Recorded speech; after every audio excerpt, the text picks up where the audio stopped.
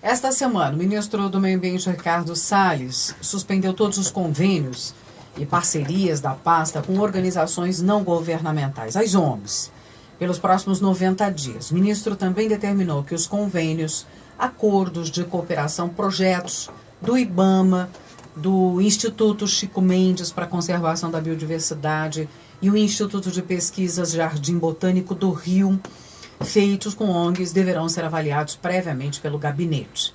Quais são os impactos desta medida? É o que vamos analisar agora com o professor Pedro Luiz Cortes, professor da ECA, também do Programa de Pós-Graduação em Ciência Ambiental, do Instituto de Energia e Ambiente aqui da USP, coordenador da Rede Internacional de Estudos sobre Meio Ambiente e Sustentabilidade e participa do projeto temático FAPESP, Governança Ambiental, da Macrometrópole Paulista.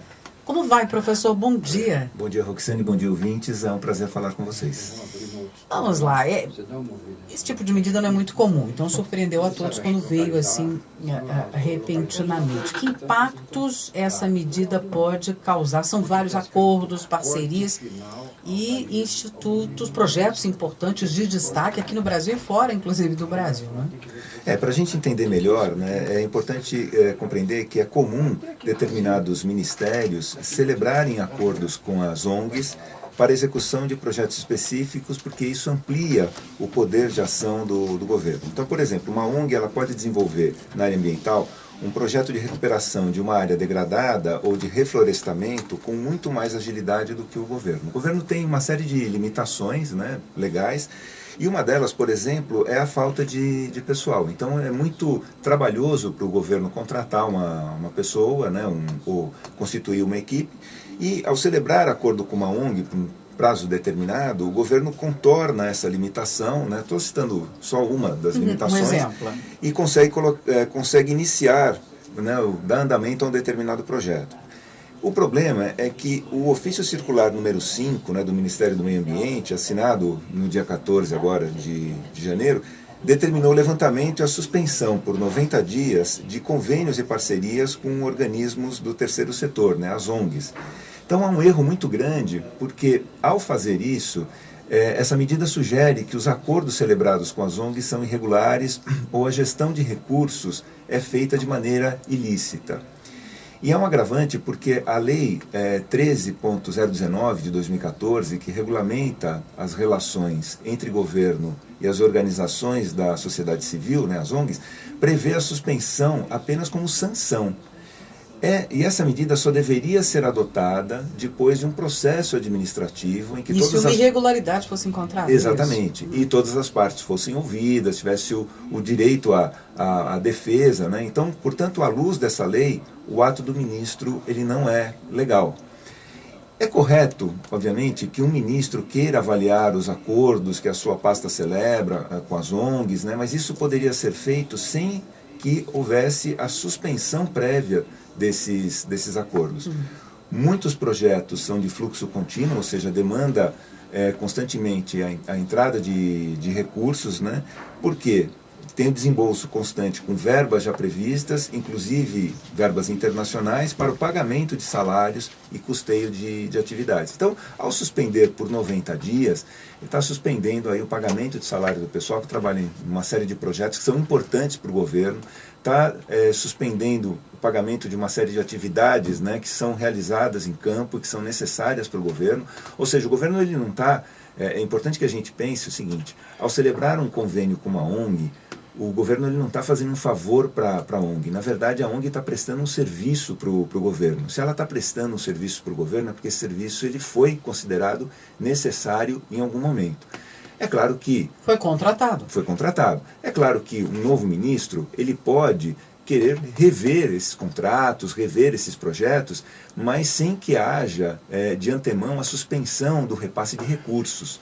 Porque ao fazer isso, parece que você está assumindo, fala assim, olha, é tudo irregular, né? Nós temos aqui uma seara de irregularidades, um mar de problemas, né? O que não é verdade. Você pode ter, eventualmente, um problema pontual aqui ou acolá, mas isso para você chegar à suspensão do repasse de recursos, isso só se dá depois de um processo administrativo. Quer dizer, você tem que verificar o que está acontecendo.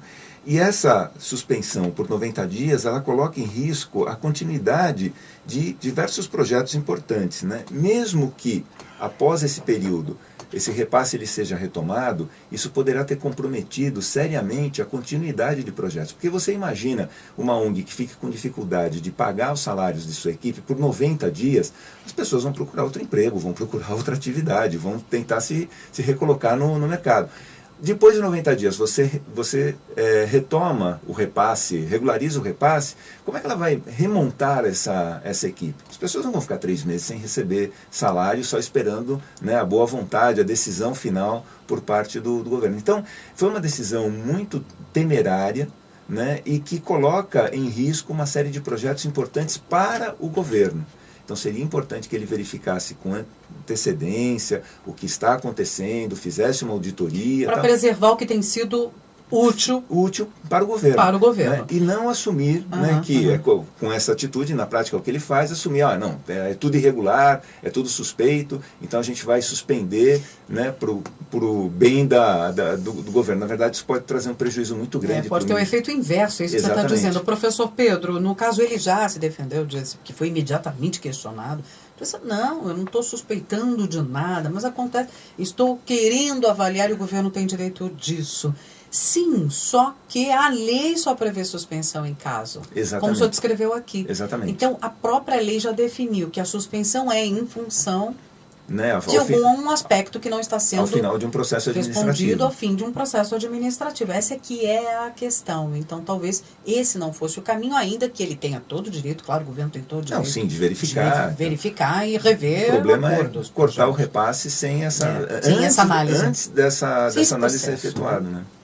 Bom, agora, alguns desses, nós citamos aqui alguns desses Instituto Chico Mendes, por exemplo, a conservação de biodiversidade, o trabalho que realiza, que importância tem sem dúvida. Agora, veja, quando o governo ele se posiciona contra as ONGs, e na verdade ele vem fazendo isso desde o período já eleitoral, parece que ele coloca todas as ONGs, né, num balaio de gatos, né? Fala assim, olha, nenhuma delas presta. Porque na verdade, as ONGs, se elas foram contratadas pelo governo, isso partiu de um processo de análise, né, e um processo de acompanhamento do que vem sendo feito. Volto a dizer, alguma demanda existiu. O governo tem todo o direito e mesmo o dever de continuar acompanhando, mas suspender o repasse sem uma análise prévia, isso é muito prejudicial, vai ser prejudicial ao próprio governo. Né? Então, é uma decisão atabalhoada. Dá a impressão que o governo não precisa, né? Pode abrir mão. Exatamente, disso. É como se ele estivesse fazendo um favor para as ONGs, quando na verdade disso. As ONGs prestam um serviço para o governo. Vamos acompanhar, é um tema sensível, foi até sugerido aqui por um ouvinte nosso, que esse tema fosse analisado. Então a gente mostrou aqui o que a lei determina nesses casos, né? E que não foi exatamente isso que o ministro do Meio Ambiente, Ricardo Salles, fez. De toda forma, professor Pedro Luiz Costes, professor da ECA e do PROCAN, né, um programa de pós-graduação em ciência ambiental do Instituto de Energia e Ambiente da USP, que participa do projeto temático FAPESP, Governança Ambiental da Macrometrópole Paulista, face à variabilidade climática. E também tem o canal no YouTube. O Ambiente é o Nosso Meio. O Ambiente é o Nosso Meio. Recebemos mensagens essa semana pedindo acesso ao canal. Estou tentando buscar o canal para ouvir os temas discutidos, analisados por vocês. Se colocar o termo O Ambiente é o Nosso Meio no YouTube, é um dos primeiros links que aparece. Normalmente é o primeiro link que aparece. Foi exatamente essa indicação que dei ao nosso ouvinte curioso aqui nos temas que tratamos sempre às sextas-feiras. Muito obrigado, professor, e até a próxima semana. Eu que agradeço. Uma boa semana a todos.